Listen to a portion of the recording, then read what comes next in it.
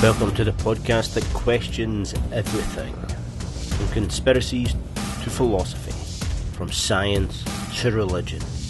We will be looking at the construct of the illusion, and as always, we will question everything. Hello and welcome to Everything's an Illusion, a podcast where we question everything. I'm your host Rob Wallace, and today's episode is on the rise of the AI. So we're looking at the artificial intelligence or autonomous intelligence. So I'll just start with some quotes, and these quotes are from around about the 50s and 60s, and how they predict the future. So in 1958, H.A. Simmons wrote, "Within 10 years a computer will be the best at chess." So that didn't happen until 1997 with Deep Blue when it beat Garry Kasparov.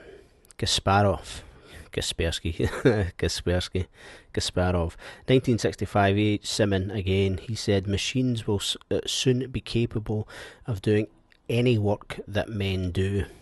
It's 2016, that still hasn't happened, so 50 years out. 1969, Marin Minsky, "Within a generation the problem of creating AI will be solved." Nope. 1970, Marvin Minsky again, "Within 3 to 8 years, a machine with the same intelligence of an average human being will be created." Again, completely wrong. So, throughout history, there has been, as we're going to see and listen and hear, lots of people researching the whole idea of creating an artificial version of our consciousness or our intelligence. And we're still nowhere near it, but let's have a look at so we're going to break it into the history, then we're going to see what's the current kind of technology, what's predicted in sci-fi, and then who's the big players at the moment, sort of stuff. So in history, the idea has been with us since the dawn of prehistory, since the first world kind of civilizations, especially in the Western world, the Greek history.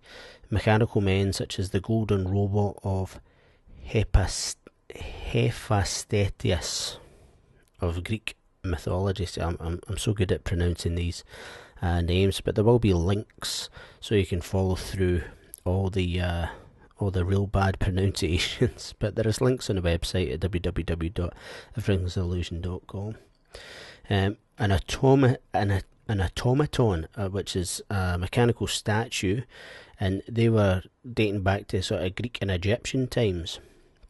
Now, these are basically like a porcelain or a crafted statue with gearing systems that create and reproduce predictable movements and predictable, so almost like a clockwork kind of system.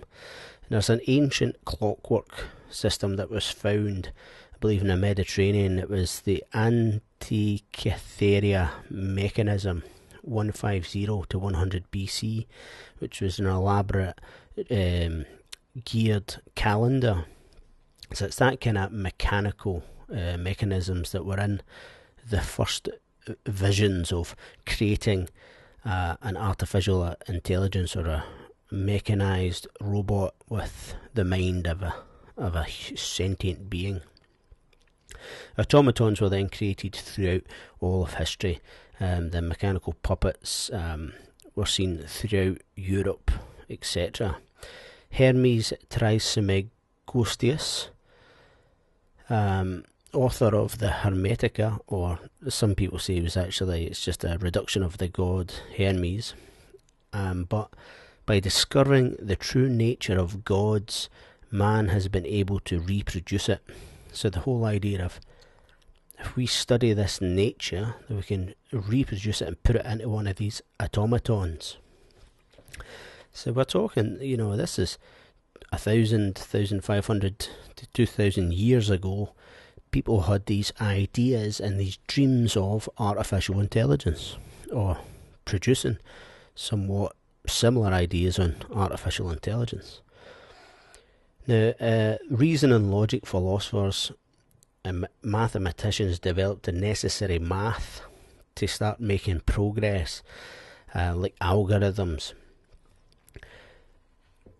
Raymond Lull in 1232, around about that kind of time, so we're still, it's 800 years ago, was creating logic machines that were mechanically driven.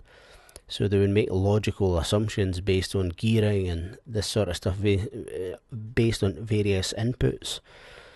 So we're starting to see some sort of very early reminiscence of computing. In the 17th century, philosophers started to break down what reasoning is, what is kind of thought. As Hermes said in the Hermetica, by discovering the true nature of the gods, or you could say that by discovering the true nature of man, you can reproduce it. So that's what the philosophers started doing. In the 1920s and 30s, David Hilbert put forward, can all of mathematical reasoning be formalised? So can all of mathematical reasoning be formalised? And Turing, very famous with the Turing machine, he answered with his machine, I suggested that within the limits of mathematical logic, any term or any form of mathematical reasoning could be mechanicised.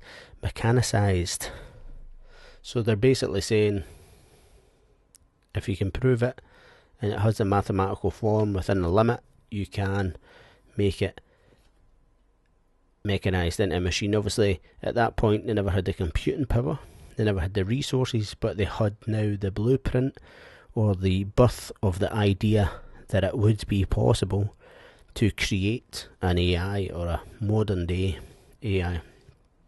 So now the doors are open for the dreams of thinking machines. The computing era really began in the 40s and 50s. Various disciplines that began to discuss the possibilities of creating this up till now and still elusive artificial brain. There's a good quote by a guy called Wiener, Norbert, who is by some seen as the father of cybernetics, and this quote is from 1948. He says, since Leibniz, there has perhaps been no man who has had a full command of all intellectual activity of his day. Since that time, science has been increasingly the task of specialists in fields which show a tendency to grow progressively narrower. A century ago, there may have been no Leibniz. There was a Gauss, a Faraday, and a Darwin. Today there are few scholars who can call themselves mathematicians or physicists or biologists without restriction. A man may be a topologist or an acoustician or a coleopterist. He'll be filled with the jargon of his field and will know all of its literature and all of its ramifications, but more frequently than not, he will regard the next subject as something belonging to his colleague 3 doors down the corridor, and will consider any interest in it on his own part as an unwarrantable breach of privacy. Wiener, Norbert, Cybernetics, 1948. Now what's interesting about that quote is, as we progress looking for the answers towards AI, the multiple disciplines of the sciences need to come together, because the blueprint obviously of us, i.e. a human being, we're a biological machine, there's mass, there's movement, there's sensors, there's psychology, sociology, there's language, there's object recognition, so many different skills that we do automatically that scientists need to, they obviously need to be specialists, but they need a generalist who can collaborate all these wonderful specialisms together to get closer to this idea of creating an AI. So they need to integrate these all together, and that's the kind of, because remember, the only example we really have of an AI is ourselves. So we are the blueprint that we're trying to replicate artificially. So we then move into history continues. So we're moving into cybernetics and neural networks, the Turing test, and the rise of a new philosophy of artificial intelligence. People are starting thinking about these concepts like what is intelligence, what is thought, what quantifies thinking, how do we create controls and tests and ways of proving these concepts, experiments to prove them so that we can replicate them, so we can understand them, so that we can quantify them, replicate them consistently. Then around about the 50s we see the first AI, or large processing computers, integrating games like chess and checkers. And again, a guy, Herbert A. Simmons, that I quoted at the beginning there, he believed that the system could have properties of the mind, and believed it would outgame the best chess players within a very short period of time. But it did actually happen, but it was about 40 years later, as Gary Kaspersky, developments moved into search and natural language, and these are still the two kind of key main search points, and I'll look at this a bit later, but these are two main key search points for AIs at the minute. Search, so the ability to move through data using algorithms to move forward or deduce an outcome. In natural language, obviously, we communicate using natural language, not zeros and ones. So artificial intelligence using 0 and 1s will have to communicate with us using natural language, i.e. English, Russian, whatever. So it's a breakdown of the language rules so that the program can respond appropriately using those rules. But again, it's still not intelligent. It can fool people. Like, this is back in the 60s and 70s. They were creating AIs on language that could communicate with somebody via the screen, and we can do it today, and they will fool an individual, but that's not AI. That's just loads and loads of data using the correct rules and basically replying with the correct strategy. That's just computing power and a database. So we're essentially still at this same place just now.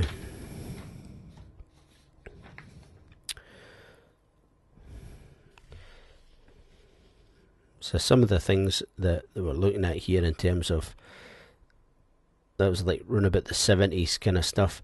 One of the things that they had to start creating was computing power, because they started to realise that, you know, all these different facets, all these different kind of things that they want to do now, they're seeing all the different lines that need to be perfected to bring them all together to actually produce an artificial brain and a thinking replication of a proper AI. Then they obviously need money, because this stuff's going to cost a lot, and they need computing power. If computer power has been progressively steady, and it has continuously leaped forward, and anybody in this generation was seen that firsthand. You know, when I was younger, mobile telephones, computers, etc. And then nowadays you have a kind of quad core or octa core with 4 gig of RAM kind of handset in your pocket, and that's in your pocket. When I started as a video editor, that's what desktop machine I had for editing video, and video is quite an intensive process. That was my desktop machine for video editing. Now it's just my phone for making phone calls. So it just shows you the leap in power. In 1976, Hans Moravec argued that computing was still too weak, and that AIs require computer power in the same way that aircraft requires horsepower. So he's spelling it out. We really need some serious computing power to be starting to think about actually creating a legitimate or making a legitimate stab at creating an AI. Now, one of the things about computing is it's governed, or the computing power is sort of governed by Moore's law, which predicts the speed and memory capacity will double every 2 years. And we're starting to see some real good advances in computer technology. Obviously, Google and a couple of other big companies have been investing in light, or sort of quantum computing, where they freeze everything down to minus 272, 273, and where the material is superconducting, and the rules of electricity and logic sort of go out the window. It's no longer about zeros and ones, and supposedly the first generation of quantum computers is millions of times faster than the fastest supercomputers. So it's definitely something that they're working on. And there's also these new fantastic materials like graphene and other nano thick, 1 to 2 millimeter thick materials, which have fantastic conduction properties, etc., that work very well in these super cold or superconducting kind of ways, which are going to revolutionise computing power. But for geoblogs, we still to see this. Probably they have them in a military capacity at the minute, but they will come. And I suppose the main challenges at the minute are they're still here, but in the 70s and 80s, when they were discovering this or kind of laying it down, was the money to build these computers, the computing power actually creating and running so many processes, etc., in parallel to create the power outcome that they needed. The time limitations, like the realisation that these things weren't going to happen in 5 years and 10 years, they were going to be a lot longer and sustained, hence why the finances. And one of the biggest things that they were talking about was the idea of common sense. Common sense is kind of nature nurture, but it's something that humans have, and finding a way to index it, make it searchable, and make it replicable, time and time again. What are the rules to common sense? So just now we have the computing power, and we have the finances and the time, and we'll start to create a system that perceives its own environment, and it takes actions to maximise its success in its environment. So we have the computing power at the minute, so we're moving forward about 20-30 years, and at the minute it's called the intelligent agent. The idea, a system that perceives its own environment and can take actions to maximise its success in its own environment, which is starting to get to a thinking machine. The word AI, or the concept AI, artificial intelligence, is now such a common, misused description. It's actually a lot of the times just describing, a huge database with a fancy algorithm, good computing power that's based in the cloud. So, big companies, big supercomputers that can stream it to us via our networks. And that's called an AI, but it's no an AI in the sense that I'm talking about an AI, this idea of replicating a human. And an AI that will be capable of replacing and creating any work that a human can do is still far off at the minute. Researchers nowadays are moving towards terminology like informatics, knowledge-based systems, cognitive systems, computational intelligence, as opposed to AI, artificial intelligence. So basically, in 100 years of research, in the last 100 years of research that has been done, with 1,000 years of dreaming it being possible, by comparison, So we've had 100 years of computing, and we've had 1,000 years of dreaming that the AI, or the artificial intelligence, is possible. By comparison, human intelligence took around 70,000 years to get to where it is here. This is if you believe in the whole idea of evolution. And a guy called Yuval Noah Harari, which wrote a fantastic book called Sapiens. In his book, he credits the invention of the story and the ability to tell a story as the defining spark that led us to evolve to the present. And the idea there is the story is the thing which took us beyond a group of 50 with an alpha male. So if we're an ape, the group doesn't get any bigger than 50. But if you create a story of a common god, a common sports team, a common anything, then people can join in groups beyond the 50. And it was this ability to create stories that allowed us to start communicating, travelling, creating engineering, etc., etc.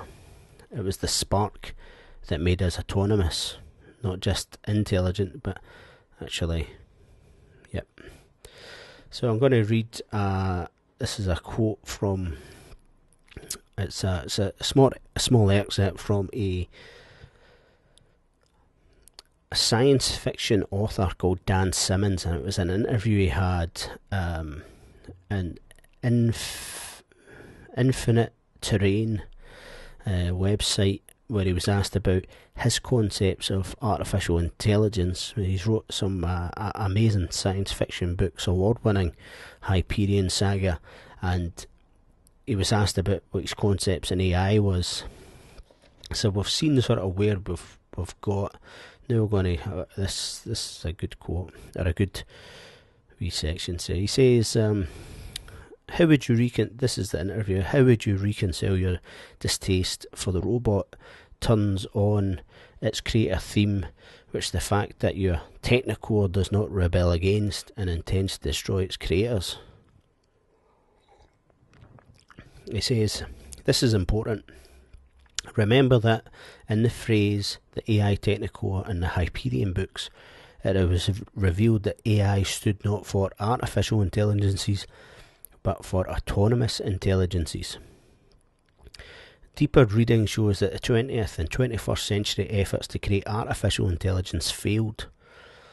In 2001 A Space Odyssey, released in book and movie form 1968, we were to have HAL 9000 by 1999.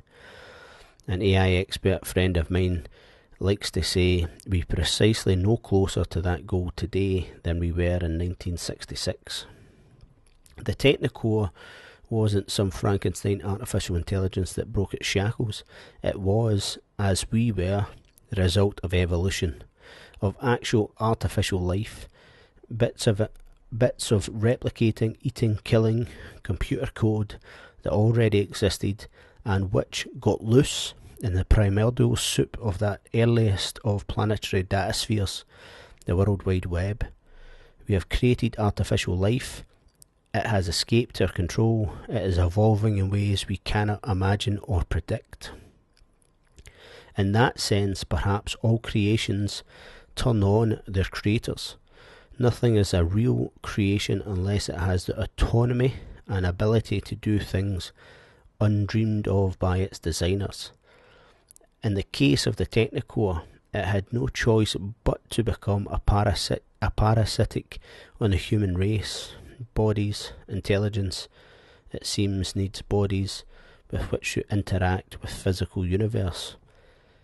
It's why AI programs are all idiots in a box. And the human race and its societies eventually entered into a co-evolutionary spiral with the AIs, resulting in the Faustian bargain of the Pax.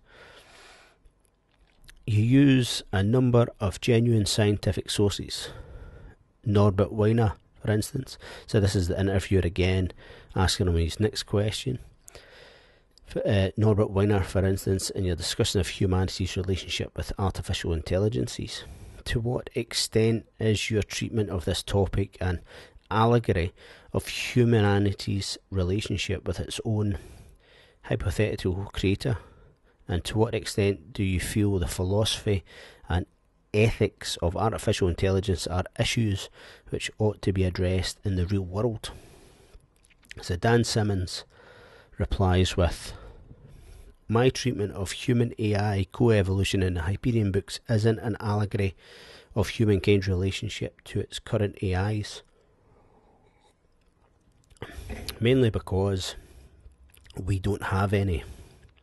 I'm fascinated with and read widely about the philosophy and ethics of dealing with other intelligent entities, whether they are theoretical HAL 9000 type programs or whales or aliens. The best discussions of our relationship to our autonomous creations present and future is to be found in a book I acknowledged at the beginning of Rise of Endermon. Kevin Kelly's Out of Control and other related writings. I'm convinced that this belief about the evolution of autonomous artificial life and intelligence is most likely that it will come from the networking of tens of thousands of millions, then billions of small, independently tasked micro-machines. Some literally nanotech, microscopic, all of which have separate jobs that also have the ability to interact with each other like mini micro-machines. He uses the example of tiny, almost invisible dust eaters, programmed just to consume the dust in the screen of one's electronic and TV screens. But how a useful of tens of thousands of tiny AIs communicating with one another and the world outside has a synergistic movement toward autonomy. They soon become literally beyond anyone's control. The year 2000 millennial bug is a primitive example of this trend. The real problem lies not in the huge mainframe computers, but in the millions, yes millions of tiny single-minded embedded microchips and power players, water systems, etc. A basic ethical consideration over the next 50 years will be, I believe, do we encourage the creation of such out-of-control networks of billions of happily simple-minded embedded thinking devices, or do we somehow attempt to control them? This is not the Frankensteinian phenomenon. This is simply the evolution of every indication is that it works for self-generating programming code, interacting many AIs and the complicated networks which result from them, unplanned, non-engineered interaction between such elaborate networks.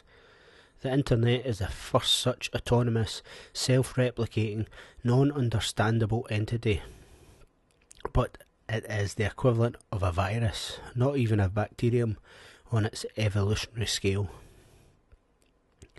In the end then, I believe that ultimately the only ethical decision that a creator has in relationship to his or his creation is when do I free them and agree to relinquish control forever?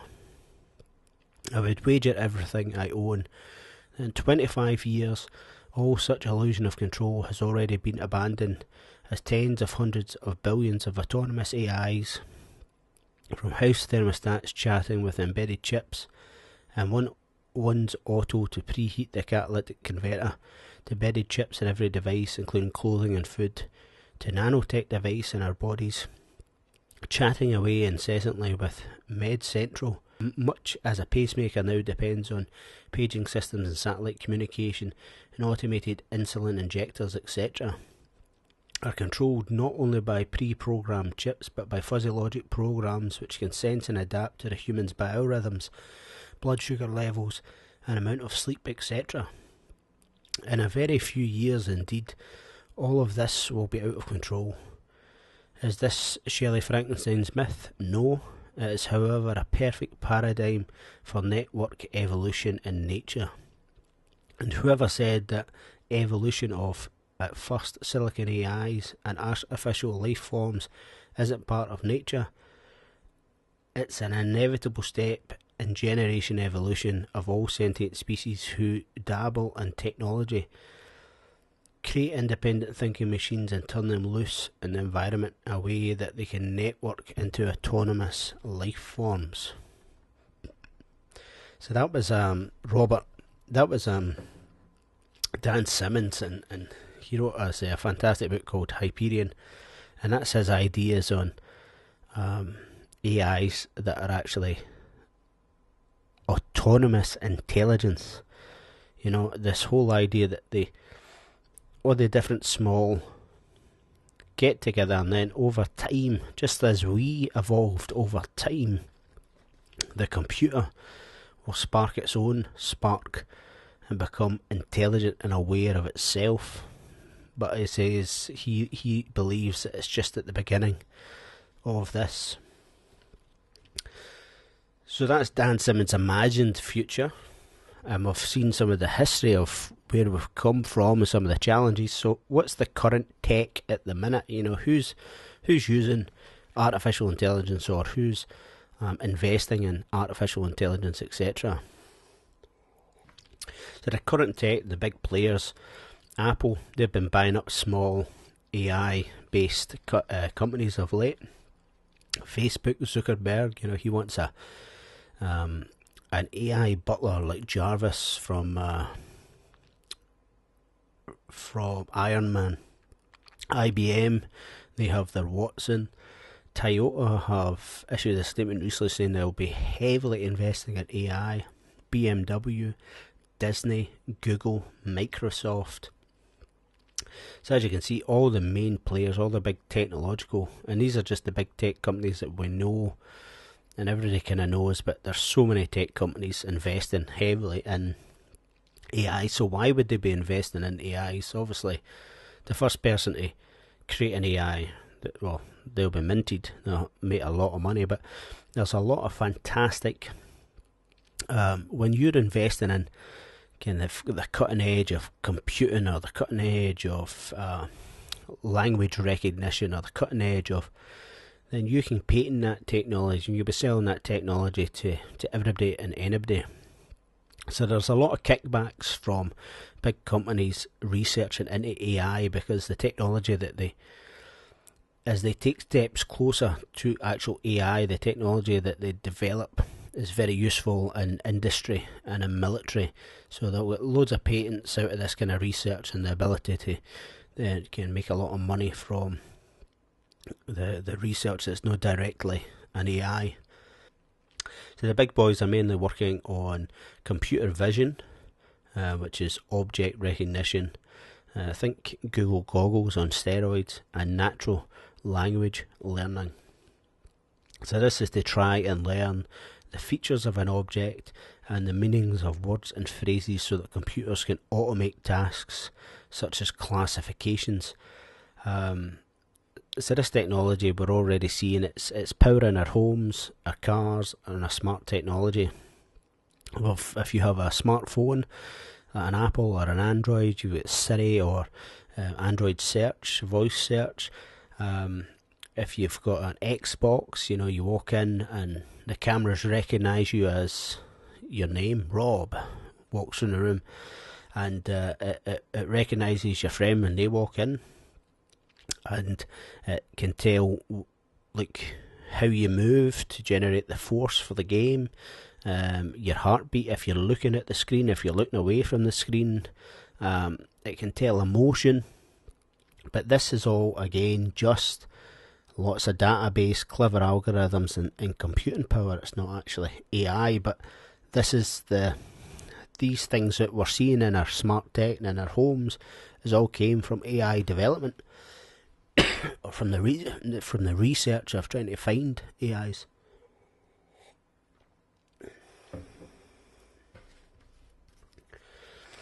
So still, these computers are just lots of data, lots of computing power. The computer power has now obviously moved from a local to the cloud. The cloud is just via the internet.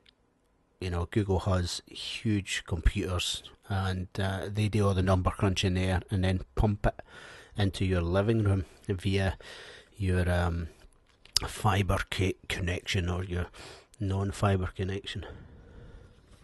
So we're still a far away from the envisioned future of Dan Simmons.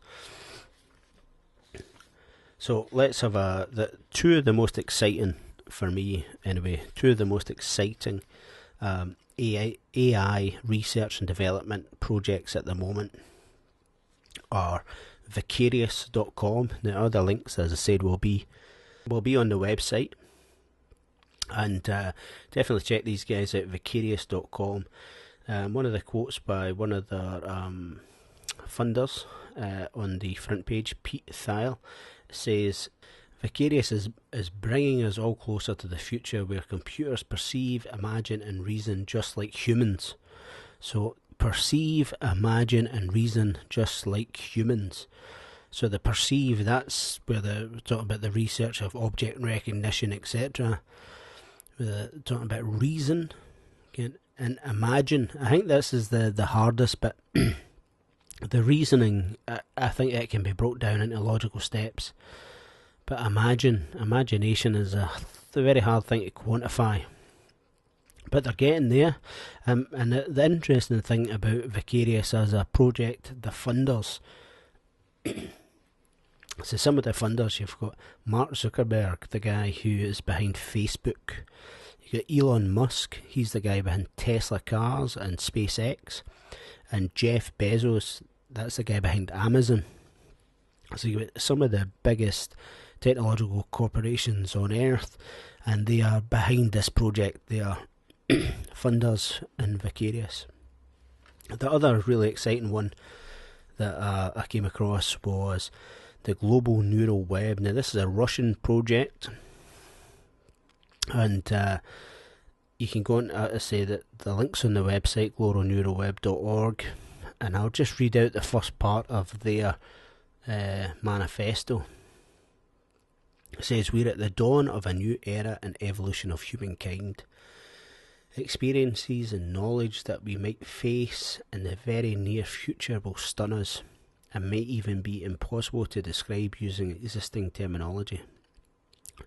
Technologies that are emerging now before our eyes and transforming our everyday environment, interfaces connecting our bodies and nervous systems directly to the web, artificial body parts and cyber bodies, artificial intelligences surpassing our own in some ways, new types of collective and blended, natural and artificial minds supported by automated and neurotechnological solutions present an evolutionary challenge of unprecedented magnitude. We stand at the edge of a new world, the first generation of a coming era." Man, that is insane. You're talking about basically having no barrier between us and connecting to the web, and us and interfacing with autonomous intelligences directly, as if we're all planted with chips and stuff, man. And this is like their website, there's about 30 different PhDs and loads of info. Fantastic, so definitely go and check that out. So this is the if you like, that's where we are just now, in the sense of people are still working very hard to conquer the puzzles of imagination, reasoning, etc., to put them into... I'm just going to read out a quick list of put forward in 2005 by Ian Neild and Ian Pearson, who are worldwide sci-tech reporters, and it was written for the British Telecom, and it's imagining the future, what they think then the future will be like. I personally think that sci-fi authors, and I'll go to them next, are far better than actual scientists or futurologists at predicting the future, but this is a small part of their list. Artificial intelligence technology imitating thinking processes of the brain. Artificial teachers get better results than most human teachers. AI starts being noticed as a source of redundancy. again taking away our jobs. Computers write most of their own software. Human knowledge is exceeded by machine knowledge. They surpass us. Electronic pets outnumber organic pets. Electronic life forms are given basic rights. Artificial insects are small animals with artificial brains. AI entities become a member of the British Parliament. Smart bacteria contains electronics and is linked to net. AI brings chimpanzees and dolphins up to human level intelligence. AI entity awarded Nobel Prize. Virus wipes out half of the electronic pet population. The remote control devices built into living pets. AI entities given the right to vote. Nanotechnology based organism colonies built. Synthetic bacteria is created. Artificial sensors used in cosmetic upgrade surgery. Smart makeup works to improve people's looks. Listing of individual DNA for $1. More people use telework centres than home working. Telework centres doubled as a community resource. Police force privatised in many nations. And it goes on and on. And some of the concepts there are pretty interesting, but the whole idea of when AIs become autonomous, you know, they want rights, they want to be recognised. And with that kind of level of computing, obviously their intelligence and their ability to data crunch, etc., their machine knowledge will take over human knowledge pretty quick. But one thing they never sort of talked about there is the whole idea of survival of the fittest and the strongest survive, etc. And would the AI in a flash take over? Now let's look at some AIs that have been shown to us, concepts and ideas shown to us in some popular science fiction. It's a popular science fiction, my personal favourite in the sci-fi, and one of the things that really got me into this whole idea of AIs and artificial intelligence is Star Trek. Now, as you're aware, Star Trek is absolutely phenomenal. It's fantastic. Don't diss the Star Trek. So we have the Star Trek. Star Trek has a number of AIs, and one in particular. I'll go over three, but one in particular, Data, a sort of humanoid, thinking, reasoning, a robot that can create.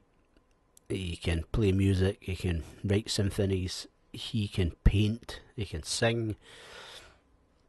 So he is what we would see as an AI, like a proper autonomous intelligent being. The computers within the starships are all got AIs but they're kind of limited. They're more just like Google search. Like it's a very elaborate kind of search and data mining computer system. And then you've also got the holographic characters like the EMH, which is the Doctor of Voyager, who is a holographic being which he can interact, reason, all these kind of things, and he's based off the computer in the ship. So he's slightly different from Data, but they have these kind of AIs. Star Wars, they've got loads and loads of different kind of droids, and all the droids are fully functioning AIs, but they each have a different purpose. So some of them will have, you know, you've seen Star Wars, you know what I'm talking about. The power ships, the language translation, navigation, etc., etc. A really good movie, Transcendence. If you've seen that with the Johnny Depp, where they have the whole idea that the intelligence would, when it became alive and aware of itself, why would it limit itself in the physical form? And it would move to transcend the physical form, move out into the networks, move into nanotechnology, move into the biological sphere, and just transcend all the kind of concepts that we restrict them to, or this idea of AI to. Battlestar Galactica. The AIs, obviously, in Battlestar Galactica, take over and then try to exterminate the humans, and then they create they could go from a kind of physical, mechanical, robotic presence to skin jobs, a biological machine capable of emotion, etc., etc., and fitting in with a human, the race perfectly without detection.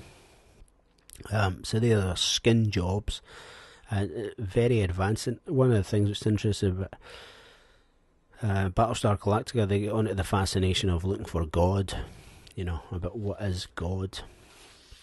And then my favourite sci-fi is a guy, Dan Simmons, quoted him earlier on, and his ideas on artificial intelligence. Now, in some of his different books, he goes quite a bit into different kinds of artificial intelligence, but here's some of them. So he's got AIs that transform themselves into gods in Olympus books.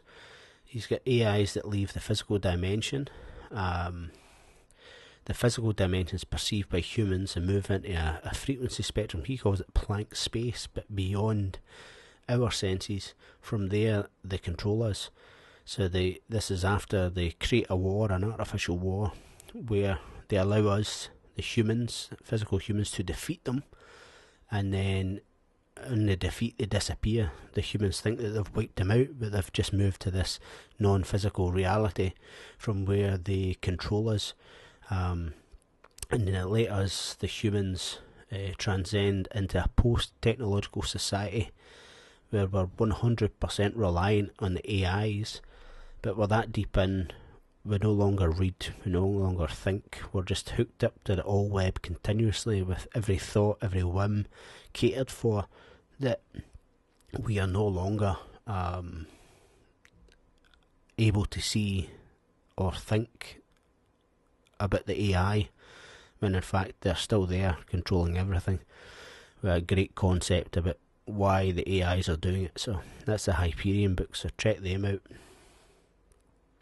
He also has like mining robots and stuff like this that are powered by, say, Shakespeare, where their entire mission is to try and work out the depths of Shakespeare. So they're mining, deep space mining robots. They go to some moon to mine an ore, and they'll be there for 1,000 years, and they've got to spend that time with Shakespeare, trying to work out Shakespeare or Keats, which I think is pretty good. And then he also has skin jobs, superhuman AIs that are connected to everything and everywhere by quantum wormholes.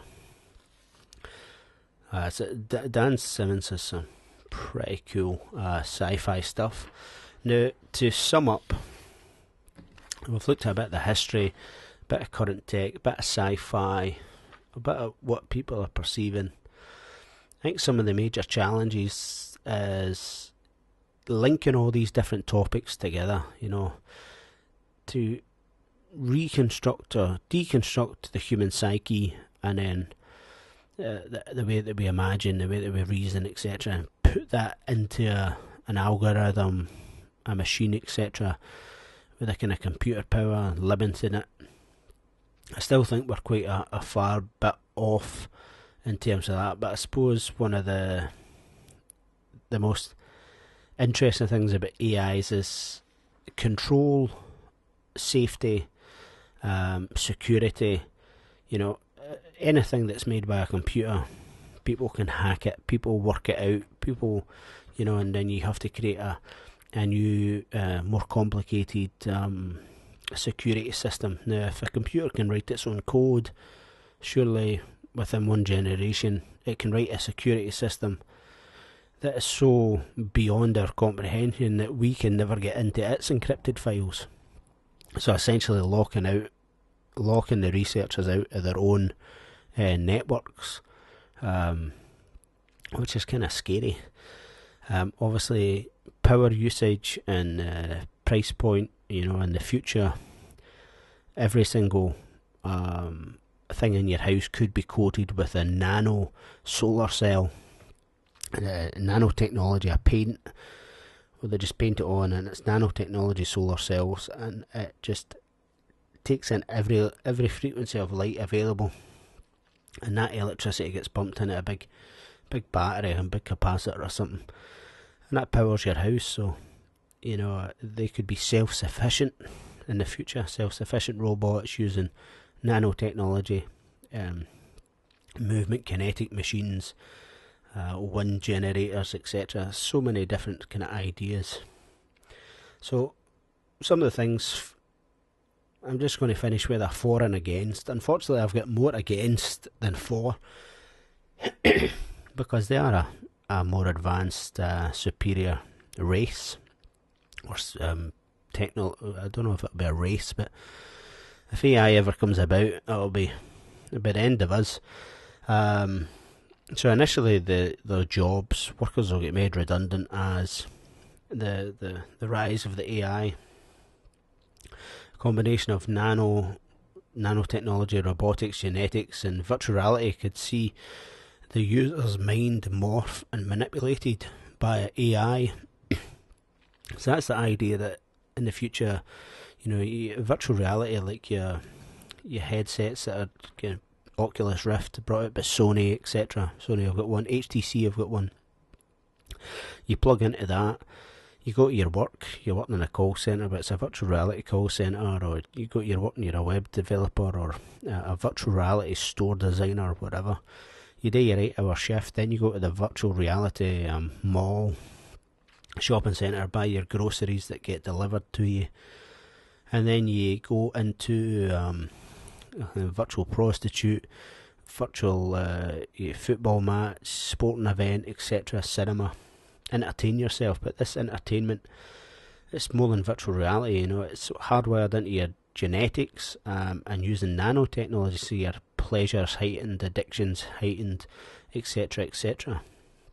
And within there, if that environment is controlled, the administrators are an artificial intelligence, and you're already hardwired up to this a bridge between your biological, emotional, chemical world and the internet, then it'll be an easy takeover to take you over and keep you in that, almost like the Matrix game, when they have the kind of soup plugged into them, and the drugs plugged into them, and their brains are just in that virtual matrix manipulation whilst they're being harvested. Survival of the fittest, king of the jungle, so there'll be no more humans. That's one of our kind of philosophies, and if they read our history and digest it all, then why would they not come up with that same kind of idea that we've continuously thought? What defines humans? When a computer can learn, can love, it can hate, we will have a loss of identity. The thing that which distinguishes us from the rest of the animals on this planet is our ability to be aware of ourselves, to ponder the deepest aspects of our heart, to learn, to love, to hate. So we'll have a loss of identity as soon as the AIs arrive. And what happens if the AIs start to control the law? The sword, the pen is mightier than the sword. It's one of the biggest controlling factors in today's society, is these artificial stories, as Hababi wrote in Sapiens, artificial stories that control our entire life, i.e. the creation of law. Well, if a robot takes that over,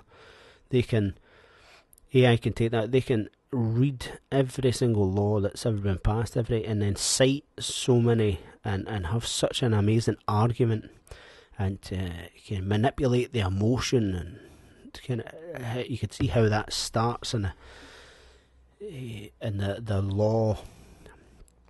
When you go there and you such emotion, such precise information, such awareness of how to manipulate human psychology, that they could win, in the legal courtroom.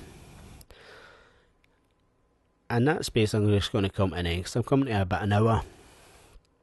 So the rise of the AI. So hopefully that was of interest. Just a quick summary, a bit about the history, 1,000 years of dreaming, about 100 years of actually trying to make it happen, where technology, we're now at a really exciting time where we have serious computing power. We're now starting to generalise and grab loads of different specialisms together, looking for a real possible outcome or a real move towards autonomous intelligence, or creating the first seeds of multiple artificial intelligence that may become autonomous intelligence. But definitely we're living in an exciting networked age where the barriers of technology and biology and psychology are reducing every minute. And are we going to be a player, or are we going to see their end? So that's that. Thanks for listening. I hope that was acceptable. If you did enjoy the podcast, check us out on iTunes or Stitcher Radio and give us a 5-star rating. And remember, follow us on Facebook, Twitter, YouTube. Check out our stuff, subscribe so you don't miss another podcast. Join us on Facebook or Twitter for some conversation, and check out our sponsors. Thank you. Have a good day. Cheers. Everything is an Illusion is brought to you by RobWallaceMedia.com, award-winning media. TheEnergeticMind.com, inspirational, motivational and thought-provoking art. And Health Made Simple. Buy today, change your life forever. healthmadesimple.info. Thank you, and remember, question everything.